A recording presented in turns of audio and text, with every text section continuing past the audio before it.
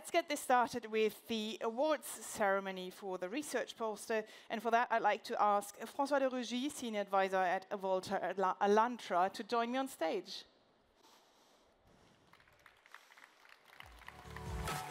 Good afternoon. Thank you. Merci. Do you want to say a few words? Merci beaucoup. Bonjour à toutes et à tous. Je suis très heureux de vous retrouver cette année. On s'était vu l'année dernière pour la même cérémonie à Paris. Et je suis encore un peu plus heureux que ce soit à Nantes. Moi qui suis un Nantais depuis toujours. Bon, les activités professionnelles m'amènent un peu partout en France et pas mal à Paris. Mais je suis toujours très heureux de voir que cette filière des énergies marines renouvelables, elle trouve à Nantes, dans la région, la façade atlantique, la Bretagne, elle trouve toute sa place. Il y a beaucoup d'entreprises qui sont basées dans la région sur ces technologies et donc ça fait plaisir qu'il y ait ce rendez-vous en alternance avec Paris tous les 2 ans. À Nantes, moi je suis très heureux de voir tout ce foisonnement d'innovation technologique ou de technologies qui aussi arrivent à maturité, qui se déploient sur les énergies marines renouvelables. D'abord parce que je m'y intéresse depuis très longtemps, donc ça fait plaisir de voir qu'on progresse. Je m'y suis intéressé d'un point de vue politique quand j'avais des responsabilités politiques à l'Assemblée nationale ou au gouvernement, mais aussi aujourd'hui dans les activités professionnelles que j'ai autour du financement de la transition écologique et donc notamment de la transition énergétique.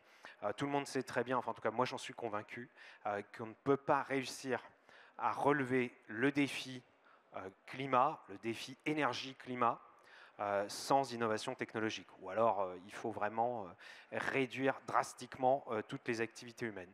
Mais non seulement je suis convaincu qu'on ne peut pas le faire sans innovation technologique, mais je suis aussi convaincu qu'on va y arriver, qu'on y arrive déjà en partie, grâce à l'innovation technologique, grâce au déploiement de solutions qui, au départ, apparaissent peut-être marginales, apparaissent peut-être dans des petites niches et qui sont en capacité de se déployer. Quand on voit tout le chemin parcouru autour de l'éolien en mer, en France, en Europe, dans le monde. En France, on n'était pas très en avance, il faut bien le dire. On est en train maintenant de faire décoller cette filière, d'aller vers l'éolien flottant, mais aussi d'autres technologies. Et c'est bien que dans ce salon, et je pense que d'ailleurs on le verra dans les prix, tout ne tourne pas toujours autour des énergies, qu'on ne résume pas les énergies marines renouvelables à l'éolien offshore, qui évidemment a une place très importante. Il y a plein d'autres technologies, il y en a sans cesse des nouvelles qui émergent. Peut-être que toutes ne réussiront pas à se déployer, mais c'est très important qu'on stimule et qu'on finance aussi cette innovation et qu'on la salue aussi à travers des prix dans un événement comme celui-ci. Très bien.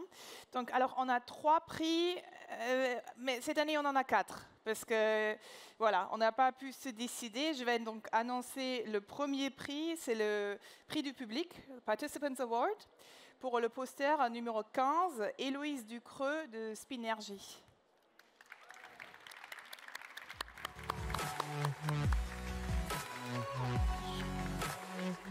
Félicitations. Je vous laisse remettre le prix. Ah, oui, je sais, il n'y en a que 3. Mais on a 4 sacs. Et donc, vous avez 3 minutes pour un pitch. D'accord. Je peux poser ça? Oui, dans l'autre sens, ouais, vous avez raison. Comment? En anglais, si vous voulez, ouais. So, hello everybody, I'm Eloise, I'm a sustainability analyst at Spinergy, and I presented a poster about the offshore vessels emissions throughout all offshore wind projects. So the goal was to help all offshore stakeholders to comply with new environmental regulations, to build decarbonization strategies, and even to apply to new tenders that requires carbon footprints of the projects and an evaluation of these emissions from also the maritime operations. So I built this model thanks to Spinergy database that already gathers data on offshore vessels and all the activities that they are carrying out. So by using this database, like with all the characteristics of the vessel, all the dimensions, all the engines and propulsion system, like everything you can find on a vessel. I can estimate how much fuel the vessel is using, depending on the activities that he's carrying out. So the activities are interpreted from the AIS messages that we treat and that we use to describe the vessel behaviors. So for each vessel activity couple, I have a specific methodology that will depend on a lot of different parameters. For example, when the vessel is in transit, when it's going from one port to another, for example, I will have a methodology that uses the speed, the cubic speed, to relate the vessel speed with the consumption. So you must imagine it's like a huge decision tree for each vessel and each activity. So this model is really made to estimate on a large scale, like for a project, for wind farm, for example. And the first use case that we want to present is to evaluate for the new tenders and the new sustainable criteria in the new tenders to help developers present simulation of their emission throughout their entire project that they want to do. So we are currently reaching 90% of accuracy on the model when we are comparing to public data, and we aim to reach even better with pushing a bit more the methodology. So thank you very much for listening, and if you have any questions, don't hesitate to come. Thank you. Je reprends ça. Je vous laisse remettre prendre pardon, notre faute. Et il y a aussi un sac qu'on vous remet. C'est un sac fait de recyclé des affiches que vous voyez, des éditions dans le passé que vous voyez là comme Waterpoint. Okay. Voilà, merci à vous. Est-ce que vous pourrez attendre parce que voilà.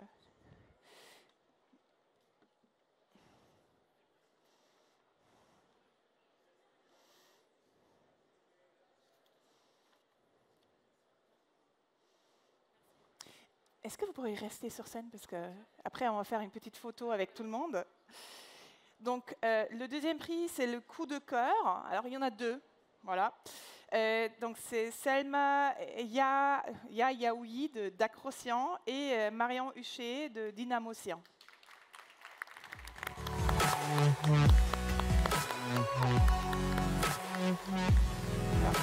Félicitations. Malheureusement, on n'a qu'un seul. Pardon. Mais il y a deux sacs. Donc, vous avez 3 minutes pour votre pitch. Ça marche?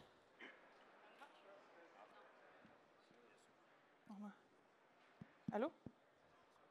Ouais. I'll try with this one. Yes, okay. Great. Seems to work better.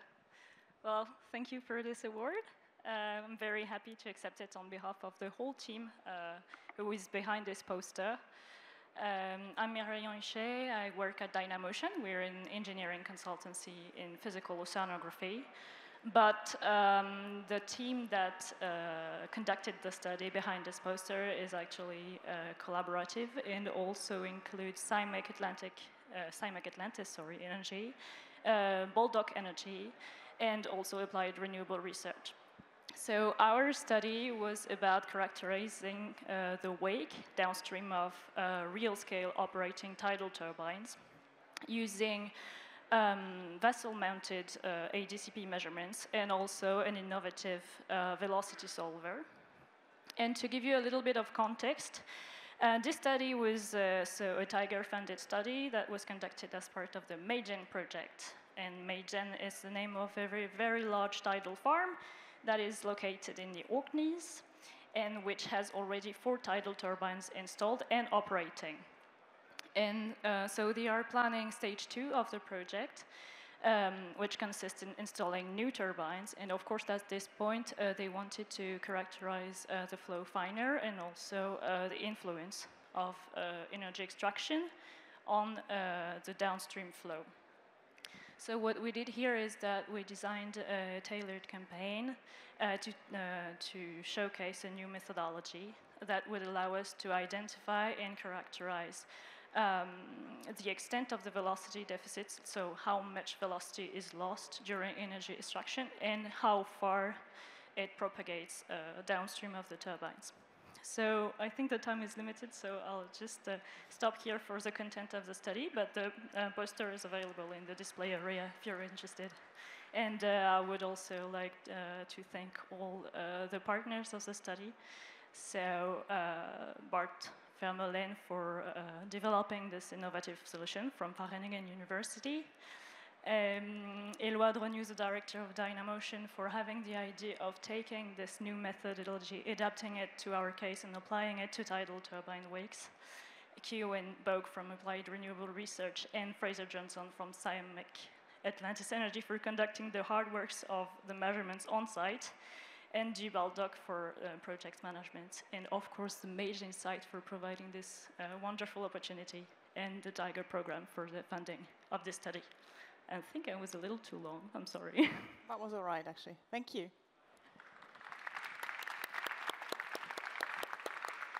Yeah, thanks everyone. First, I would like to thank the Blue Sign team for the hard work, so especially Sabrina and Emma for this wonderful event. And I wanted to thank as well the jury for their trust and for the award and the interest they showed for our study. Today I'm representing our Caution. We're a floating LiDAR system provider, and if you don't know what it is, it's the huge thing that is displayed outside the entrance. So it's a mid-ocean buoy. And we install several instruments to measure different environmental parameters, such as the wind, the current, and the waves. And we deploy them ahead of the construction of offshore wind farms to do mid-ocean and wind resource assessments. And the study I presented in Synergy is the study we conducted. Actually, it was a trial to compare two remote sensing devices. So the principal or the main instruments of the wind measurement. So it's the LiDAR. It's a remote sensing device that measures the wind using the Doppler effect. And we've did this trial in the North Sea. And we mounted two LiDARs of two different technologies. So the pulsed LiDAR and the continuous wave LiDAR. And we've measured for 8 months, and the period covered 8 months of different environmental parameters to include the winter conditions, autumn conditions, and summer and spring as well. To have a better idea of the behaviors of both of the LiDARs. And we've applied several methodologies to our study, mainly the computation of the linear regression to represent the precision and accuracy of the measurements. And we've done as well sensitivity studies to study the behavior of each type of technology according to mid-ocean parameters such as wave height, period, and meteorological variables as well, such as the wind, turbulence intensity, direction, vertical wind speed, etc.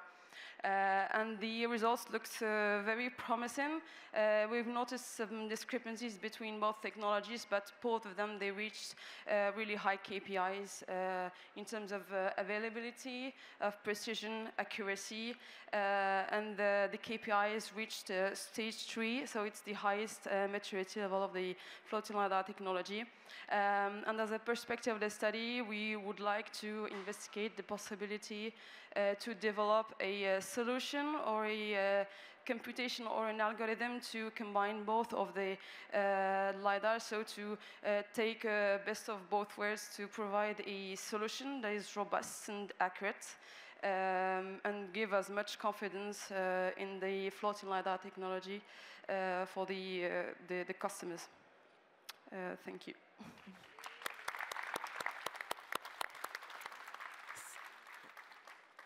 Donc il n'y a malheureusement qu'une seule trophée, mais il y a 2 sacs recyclés.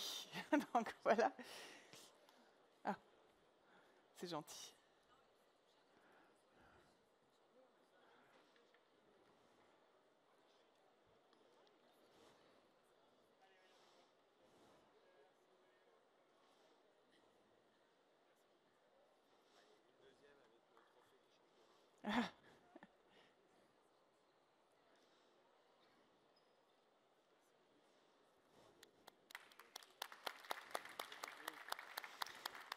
Très bien. Maintenant, la troisième trophée, donc c'est le meilleur poster, qui est pour Iroise Péton et Peter Davis, Jeps Techno et Frédéric.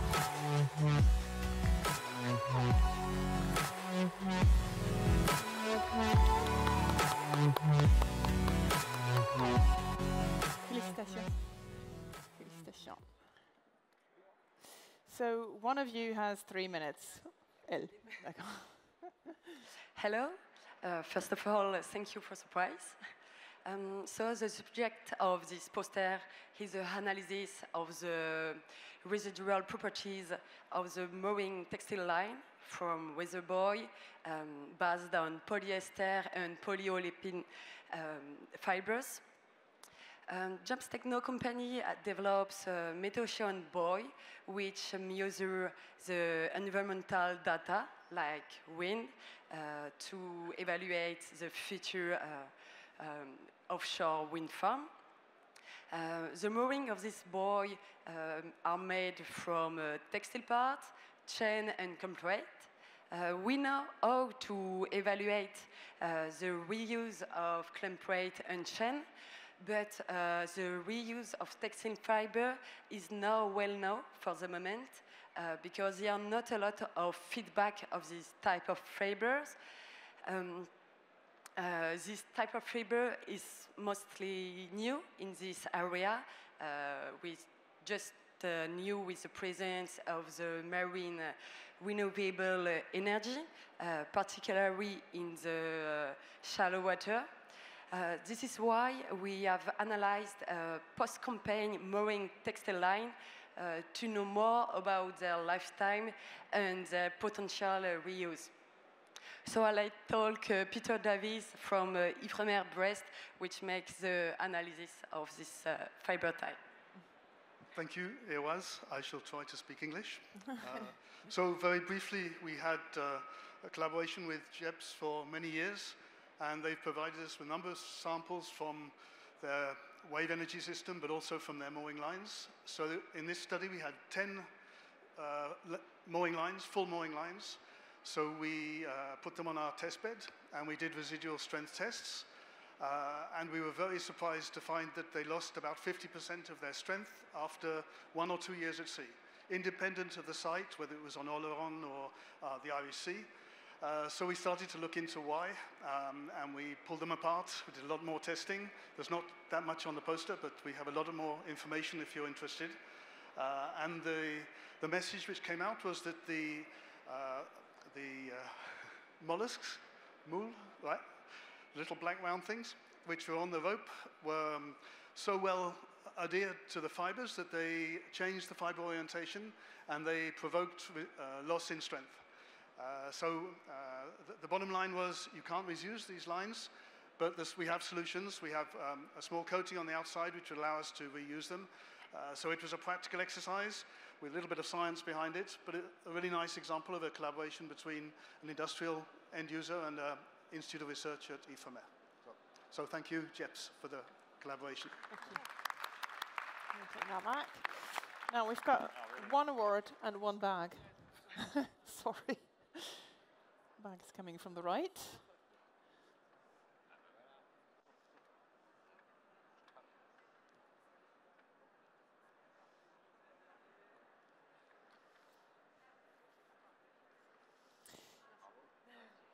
Congratulations.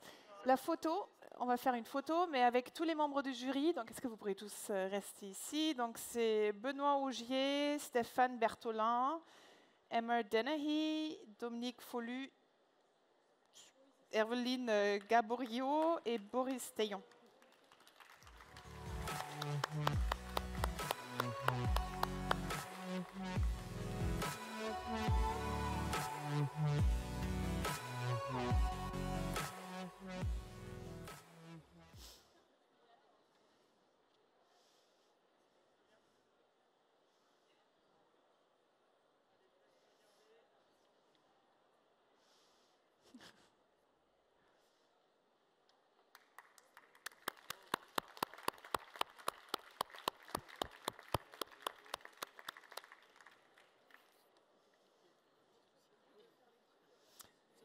C'est bon.